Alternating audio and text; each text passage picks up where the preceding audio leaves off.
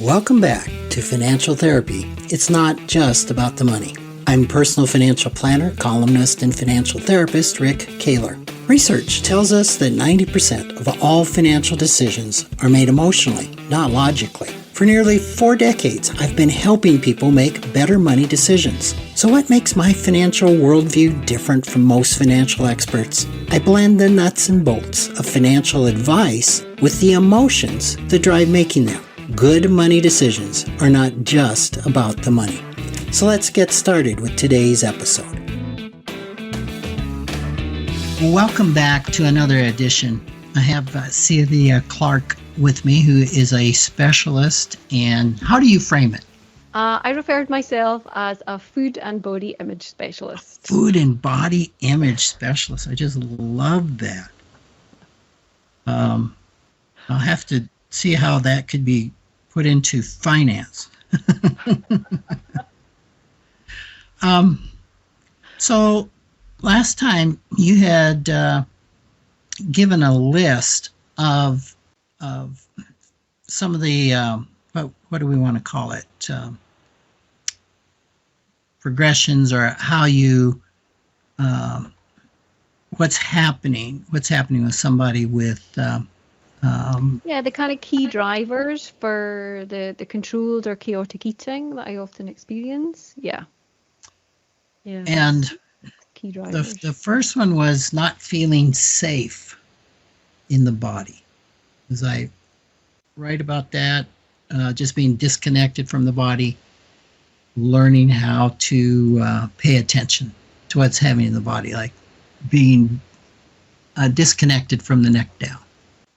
Yeah, so the first step, and when a client first comes to see me, the first step is really about that safety piece. So I'm thinking about that with money, and not feeling safe with money. And I think that can be really true. In many ways, the first thing that comes up is somebody that has a certain amount of debt. And it's actually when they pay off the debt, they go into this really unfamiliar state, which I've never termed it in not feeling safe. But there can be a safety, like I know how to live with debt. I know how to live with that stress. So that's what's coming up to me around not feeling safe. People would say, well, I don't feel safe with money.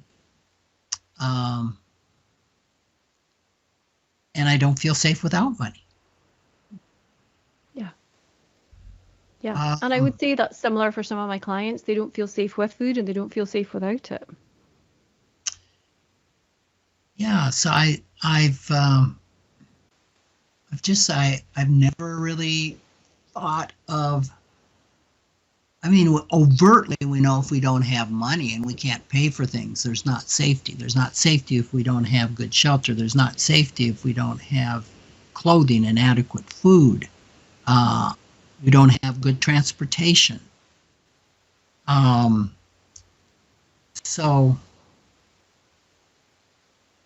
But there's also a safety piece in, we're designed to move towards what's familiar. Yes. So if there's a change in our circumstances, even if that's change that at least some part of us wants, if it feels unfamiliar, there's going to be uncertainty or anxiety around that.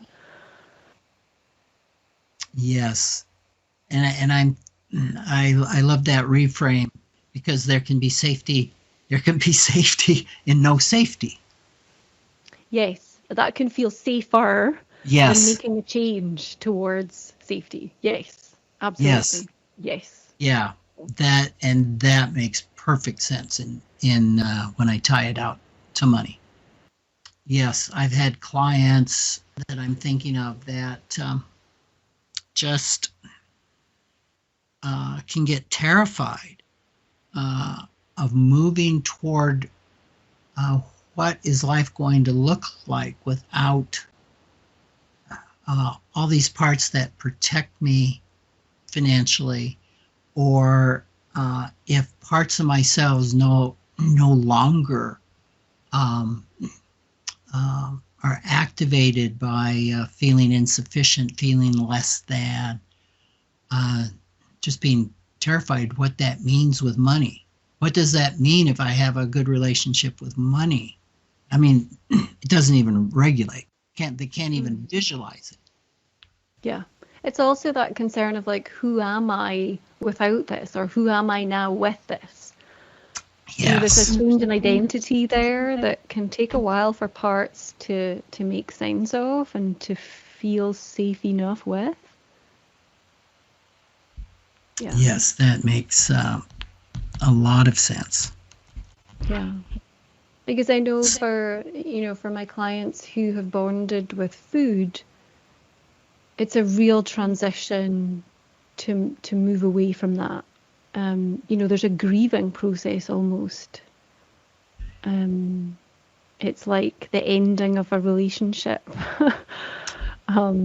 It's really, really significant to give something up that may have been supporting them for decades. Yes. And same with the hunger piece too. For the clients who've bonded with hunger, giving that up it's a big ask. Yeah, that's interesting, because the equivalent of bonding with hunger in money would be the money vigilant category of money scripts, which typically is spending is not okay. Debt is not okay. Lots of anxiety. And typically very much like the Christmas Carol, Scrooge in the Christmas Carol, who by all appearances had all the money that he needed, but was incredibly anorexic in his spending. He ate the poorest of the poor. He didn't heat his house. He lived darkness. It's that lack of pleasure piece. Mm-hmm. Yeah, going without. Yeah. And so I can see that in having that bond with that lack. Mm-hmm. That sounds very familiar with the eating. Because there's something around, if we start to even consider acknowledging need, there's something very vulnerable about that. And there can be huge shame for individuals around having any kind of need, especially if, as in early experiences, they were maybe shamed for having needs, humiliated for having needs, punished for having needs. So there can be huge protection in the system against even acknowledging need. So there is this move towards the deprivation piece, and to stay with that because that's what's familiar and that's what will help protect them from, potential shame, judgment, humiliation. Yeah. Even though it comes with consequences. Yeah. I'm having an internal short-circuiting going on. Like, oh my God, I've never thought about that in that way. I'd like to move into that second piece you were talking about last time, as far as I think I put down about six things you came out with. The first one being seeking connection. Mm-hmm. Yeah. And I think that's at the root of almost all financial problematic financial behaviors, is seeking connection. Now, I'm thinking of seeking connection with others, like in the status. Why all the status, and wanting to have a connection with others that can certainly come out of a lack of connection with self, or feeling that I am so inadequate that I need these other things to be accepted by people. I wonder also, Rick, if there's a piece around, the actual moment of the spending. there's something about connecting to the money. The money is providing something. The money is meeting a need in the moment that, you hand the physical cash over at the counter, or you press the purchase now button on your screen, on your phone. There's something around what need is being met in that moment. And that would, parallel with, that feeding experience of the food coming into the mouth, of the texture, of the taste, of the fullness, of the, that kind of experience of the connection in that way. Oh, yeah. I mean, as the credit card's coming out, as the money is going out, there could be parts just screaming, no, we can't afford this. No, don't do it. And other parts are like, we are going to do this. And that satisfaction that the money is connecting with that, I want to say, the unmet need within. For sure. Yeah. Yeah. Yeah. And this is going to fill me up. This is going to meet that need. Mm-hmm. Huge relationship with that. Mm-hmm. Yeah. And asking, in doing mindfulness work, trying to instill a little bit of the idea of checking in before the credit card's coming out, or maybe while you're in line, just like, what is being met here? Mm-hmm. Is there a vulnerable part in distress?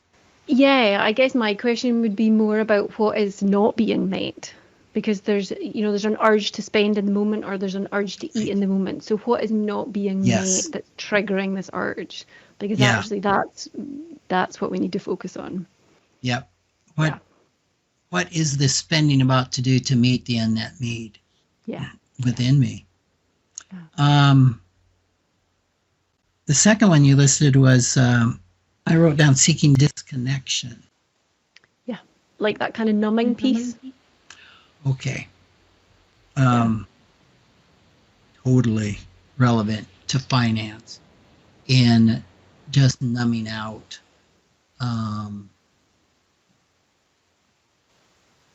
That kind of dissociative spending.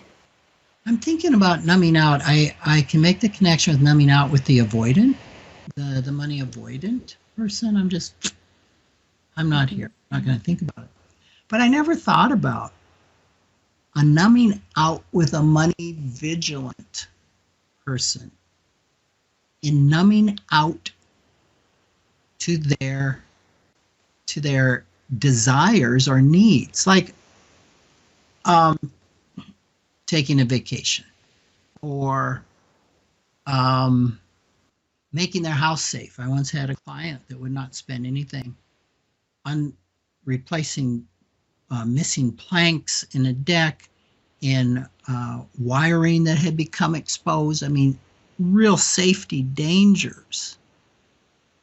But just numbing out to the fact this is a need that some parts have, and other parts just like, no. We're going to take you out of that need. Yeah. I mean, I guess for me, Rick, I was thinking in terms of the numbing out around the spending, the money piece. People going into that kind of trance of spending, where they don't even remember that they've bought something. And it's a way to kind of take themselves out from what else might be going on in their life. Yep. This kind of distraction piece. Yep. And if there's a kind of habitual nature to that behavior, they can sort of, they go into the shopping app on their phone and they get lost in there for like an hour, and it takes them away from the stress that's going on in their life. And that would be the same with the money status. Mm-hmm. That would be the overeating. Yeah. So it's really applicable to both under and over, whether it's spending or. Yeah. Then the reward. This is a reward. Well, I think that's with money. Totally. Yeah, and I would say there's a kind of unmet need there around being underappreciated, not feeling valued, especially for those folks who are maybe people pleasers, who are frequently sacrificing their own needs for those of others. And so they do have an unmet need piece here, and that food or money could be used as that reward. Well, I deserve this, you know? Yeah, I'm just I totally see the connection, and this can fit a little bit with the rebellion piece, which is the next one. This is a reward. I deserve this. I have worked hard, and um, and then maybe a little bit of the numbing out piece that would come into. Yeah, but the reward can't be your whole paycheck. um, like somewhat of a disconnect between the size of the reward and for the accomplishment, um, and not feeling valued, a reward for not feeling valued. Um, I'm struggling with that one a little bit around the money. Mm, Do you see yeah. a connection there? Well, there's something around, if our relationships are not meeting our need, if we're not seen, if we're not heard, if we're not valued, we then find other ways of feeling valued Totally. in the moment. So I don't know, I'm going to buy Totally. myself a nice dress, or I'm going to, Totally. buy this holiday I can't afford, or Yep. No, that totally fits. Mhm. I once had a client that lost her husband, and a year later in my office, I had given some type of an assessment, and her response was something like, OMG, I have been um, replacing the connection, the relationship with my husband in buying. In my closet, I counted them, I have 83 things I've bought, and I've only worn one of them. Okay, so that brings us to the rebellion, the wanting to feel powerful Mm. in the Yeah. moment. Yeah. And I can see that with money. Mhm. Um, I see it showing up oftentimes. I've been on this budget all month. I've done really good. And it kind of going back to the reward. And also just the idea of this thing is feeling so constraining. I'm not going to live this way. Yeah. Yeah, so there's a kind of, it's about power, but it's also that autonomy piece of I'm in control or I'm in charge and I get to decide. Okay. It's that kind of energy in the moment. I'm making this choice. Yeah. I'll show you, Yep. Yep. or I'll show them. Yep. All of these professionals telling me to do it this way and do it that way. And Yeah. Or it can even come as a result of, so sometimes the rebellion piece can come after conflict. Perhaps you've just had a fight with your partner, you're feeling unseen or you're feeling wronged, that sense of using the food to kind of, I'll show you. yes. Yeah. And the same with the money piece too. Yep. Totally. I'll show you, I have power, I have control, I'm in charge, that, then we have the punishment piece, which you tie to trauma, chronic shame. yeah. I mean, I never thought of it in terms as punishment. We certainly I think it underlying almost all problematic money behaviors is trauma. Mhm. Um, and certainly we have critics that um, continue that shaming around money internally. Mhm. Yeah. You don't know how to do money. Um, this is just how it's going to be. You can't change. Um, so tie in that punishment piece a little bit more for me. Yeah, so the punishment piece tends to be driven by more impulsive, compulsive parts who take over in the moment. And it tends to show up in my clients who've had, fairly traumatic early histories. And there tends to be a deep sense of chronic shame. So, really held by many of the parts in the system. I'm not worthy, I'm not important, I don't matter, these kinds of things. And the pain of living with that chronic shame is so enduring that these impulsive or compulsive parts can step in to create a more immediate sense of shame, because that more immediate sense of shame is a slightly different energy than that kind of deeper sense of chronic shame. So it does provide some relief. Um, so, for example,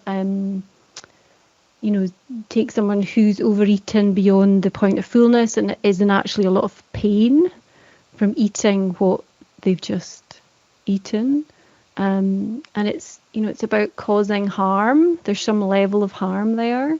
But that more immediate sense of shame that comes with the pain is quite a different energy from that more enduring, deeper, long-term sense of shame. And so although it's still unpleasant, uncomfortable, it has a different energy. It shifts their state. It shifts their emotional state just enough for it to bring some kind of relief. It's a bit like what shows up in sort of, other forms of self-harming, like cutting, for example. But in terms of money, I was thinking about that. It might be in situations where people are already in debt. They're maybe at risk of losing their house or, really kind of serious consequences, and yet they're out there spending more money that they don't have. So it's that in the moment decision, that shifts that kind of state. So yeah, I don't know how that's landing for you, Rick, as Yeah, I explore that. what the example you just gave is pretty normal where, and see if I'm getting this. You're over in debt, you're struggling to make payments. Maybe you're not even making payments on the mortgage. This is kind of been a long-term issue, a really overriding issue. Um,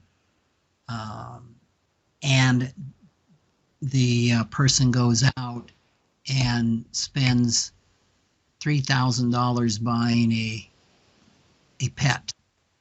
Yeah, Or something that they don't even need necessarily. it's something that eats and consumes money.